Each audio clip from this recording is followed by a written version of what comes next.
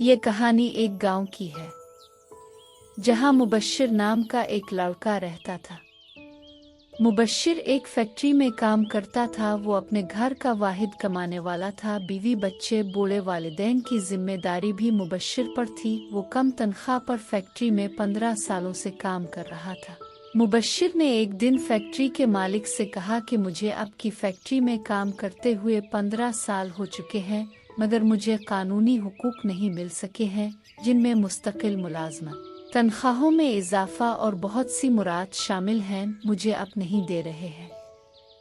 इस महंगाई के दौर में कम तनख्वाह पर गुजर बिसर में मुश्किल होती है। अब मेरी तनख्वाह बढ़ा दे, मेहरबानी होगी। फैक्ट्री के मालिक ने कहा, तुम्हें काम करना है तो करो, नहीं करना तो फैक्ट्री से निकल जाओ और बहुत से हुनरमंद मुझे मिल जाएंगे। मुबश्शिर ने कहा, मैं अब से अपना हक मांग रहा हूँ। इस बात पर फैक्ट्री मालिका ने इसे फैक्ट्री से निकाल दिया और कहा कि हमें तुम्हारी जरूरत नहीं है। मुबश्शिर ये सुनकर बहुत अफसुर्दा हो गया।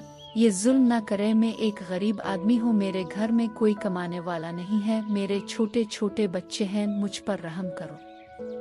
फैक्ट्री मालिकान को मुबश्शिर पर कोई रहम नहीं आया। इसने मुबश्शिर को फैक्ट्री से धक्के देकर बाहर निकाल दिया।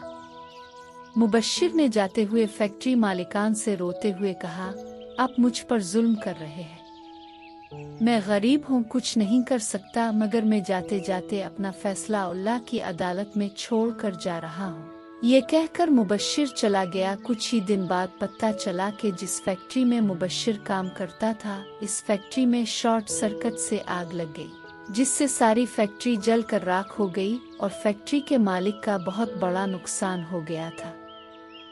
खुदा जाने फैक्ट्री मालिकान को इस दिन एहसास और नदामत हुई या नहीं कि काश हम मुबश्शिर पर जुल्म नहीं करते तो आज हम पर भी अल्लाह की तरफ से सजा नहीं मिलती।